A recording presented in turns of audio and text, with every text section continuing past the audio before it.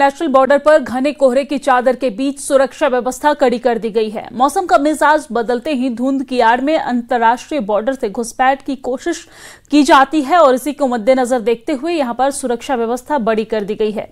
आपको जानकारी दे दें कि जम्मू में आईबी इलाके में सुरक्षा सख्त कर दी गई है।